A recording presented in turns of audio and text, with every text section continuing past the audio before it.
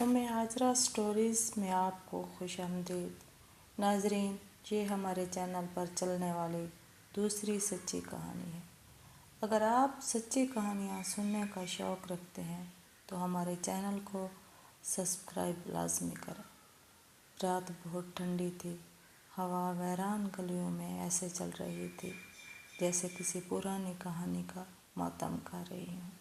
गाँव के कच्चे घर में एक नवमौलूद बच्चे के रोने की आवाज़ गूंज रही थी, मगर उस रोने में खुशी कम और नहुसत ज़्यादा थी।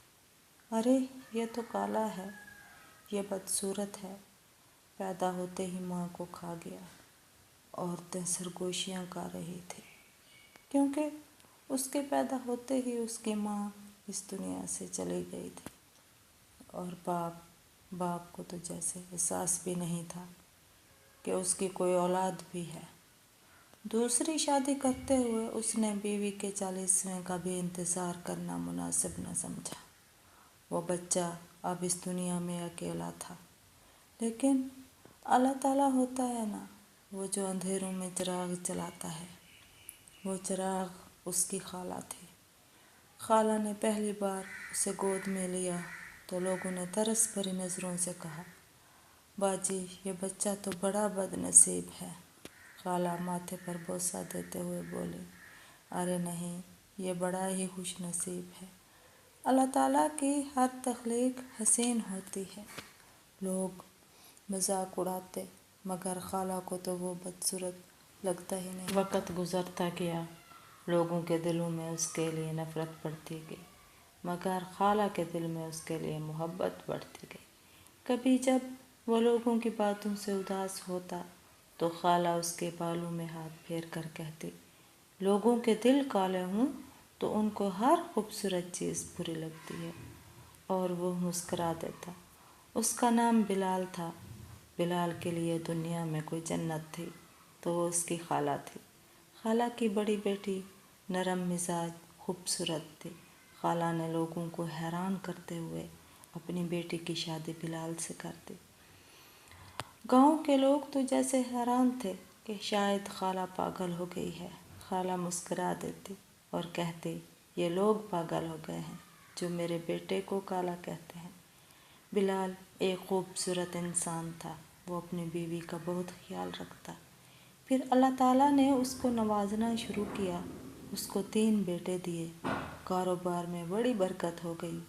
तारीकियाँ ख़त्म हो गई। लोग अब उसके पास बैठने लगे थे, मशवरे लेने लगे थे। वो बहुत बड़ा आदमी बन गया, मगर खाला के सामने ऐसे बैठता जैसे वो अभी भी एक छोटा सा बच्चा हो। अब वो खाला का ख्याल रखता। खाला सो जाती तो उसका लिहाफ ठीक करता, उसको हाथ से खाना खिलाता, उसको दवाएं टाइम पर लेने की ताकीद करता। वक़्त को तो जैसे पर लग गए थे। कैसे खुशियों और सुकून के दिन एक बार फिर तारीकी में डूब गए।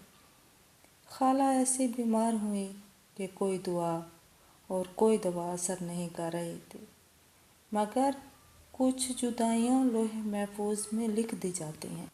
बस फिर वो वक्त भी आ गया जब खाला ने उसको आखिरी बार पुकारा, बिलाल। तब पहली बार उसने कहा, जी अम्मी। और फिर अम्मी ने कहा, बहनों का ख्याल रखना और देखो परेशान नहीं होना। और फिर अम्मी इस दुनिया से हमेशा के लिए चली गई, जहाँ से कोई लौट कर नहीं आता। उस दिन के बाद से तो बिलाल जैसे बदल ही गया था। वो जिसने बहनों का ख्याल रखना था वो तो खुद ही बिखर गया था। जैसे तैसे 4 माह गुजरे। एक सुबह बिलाल के सीने में दर्द उठा और फिर वही हुआ जिसका डर था। आखिरी बात जो उसके मुंह से निकली वो ये थी, मुझे खाला के साथ दफन करना। और फिर उसकी आखिरी ख्वाहिश पूरी कर दी गई। आज भी जब हम कब्रिस्तान जाते हैं तो यूँ महसूस होता है जैसे अम्मी और भाईजान सरगोशियों में बातें कर रहे हों, जैसे वो अमूमन किया करते थे।